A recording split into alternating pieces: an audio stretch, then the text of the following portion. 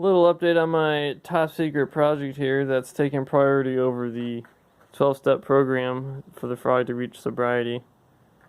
Essentially, I got some of my plate process material here. I mean, drilled holes and flame cut edges. Pretty nifty tool. Kinetic table, I think is what it's called. Got some of that stuff. I'll be getting some more iron in the next couple weeks. Against my own better judgment, I attempted to flame cut some sprockets, but unfortunately the plasma kerf was too much. It only matches about 5 or 6 links, and the pitch just goes completely off the rails there. So I'll end up just buying actual plate sprockets off the interwebs, and I'll just be drilling my own holes and center boring it as well. I guess if you had a laser table, that would work, but since I don't have access to one, it's not going to be worth the time or money to get into that. I'm just going to buy the big sprockets there. Yeah, some other ancillary iron over there. Take a look at some of the, what I call grunt work. I kind of got knocked out this weekend for the time I had. I'll let you guys make your own call of what these are going to be for. It's about 10 pounds of steel there. Rolled tube and iron. Yep. This is kind of like a double sprocket drive unit. There'll be 2 of these kind of assemblies. Essentially what it is the stock rear axle off of a Accurate MDX, and then what I did is I pressed the studs out, and then I cut and ground the flange, or excuse me, the wheel pilot that was on the flange, so that it's nice and flat. And then these socket cap screws take place of where the studs were, and it bolts up to this adapter plate back here. You can kind of see it's tapped. And there's more tapped holes on the inside here, and this whole sandwich assembly just bolts right down, so there's no welds on the drive mechanism, which makes it more reliable in my opinion. No welds. The less welds, the better. So there's your spline right there where the stub shaft will get through. And of course you have enough clearance for your axle nut. So, yeah. Got the other one here, the part's broken down. That was just a mock-up. These are the flame cut sprockets. It's got hand chamfered for that artisanal look. And then the sandwich plate, and there's that adapter plate I was talking about where you have your big bolts here that go where the studs were, and then you got your little bolts here that clamps everything down. So, pretty beefy unit. I think I shouldn't have any issues with that. Knock on steel. Oh yeah, the Accurate MDX axle. So, I'm going to be trying it out on Project X. So if it works on Project X, I might be able to take this learning and apply it to the 12-step program for the Drunk Frog.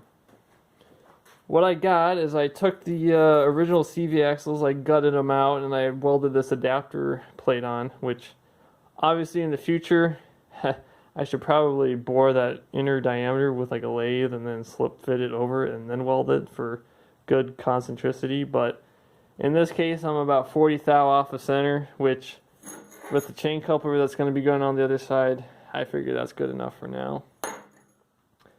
Yeah, you can kind of see there where it's bolted up to the rotor, so tried to get every inch that I could.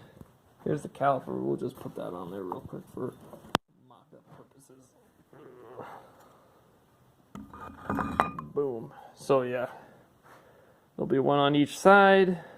And there'll be that steel framework I was talking about that will be bolted up to the actual pumpkin, which will then bolt up to your caliper there.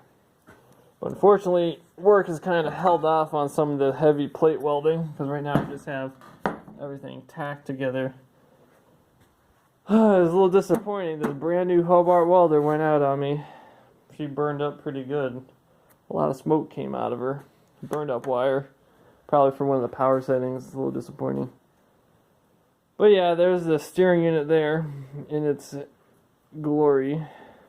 We'll see if she lives or not. Like I said, if it lives in Project X, pretty excited if I can put in the Drunk Frog there to make it the Sober Frog. Here's another little deal I worked on from a mock-up standpoint. This is going to be the steering controls. I got one lever attached. Same thing goes with the master cylinder. This plate will be welded onto the main frame, and then this is one big bolted assembly, so it's kind of like a modular deal. You know, you just bolt or all kind of pre-assemble it and then bolt it on with these 3 silver bolts you got going on here. As you can tell, this it's kind of tight, so I'll have to like trim that off or something to get access. But yeah, these are some really nice, I think they're clutch master cylinders. Remote reservoir, so then that means I can put like the reservoir somewhere where I can actually top it off instead of having to like pull access panels off and stuff. And it's a nice inline side mounted design, so it worked out pretty good. I'll probably have like a hard stop mechanism, just using like these coupler nuts and then using a bolt and a lock nut. Just kind of like what the Vice Grips is doing right now, just to keep the lever from over traveling in the forward position. But really the game plan is, from the steering mechanism standpoint, is I'll probably have like a micro switch mounted up here, so when the lever is fully, forward, it's closing the circuit, which is sending electricity to your clutch pack. And obviously when you pull the lever back, it opens the circuit, which then gets rid of electricity to your clutch pack, so that side's in neutral. And then, of course, once you get to a certain point, you start actuating your brake. That's the theory. We'll see how she works. So that's about it. Like I said, until I get this this Hobart deal figured out, then I can get going on some of the heavier plate product. And once I get more steel in too, things will start gradually building up and taking shape. So, yep. Until next time.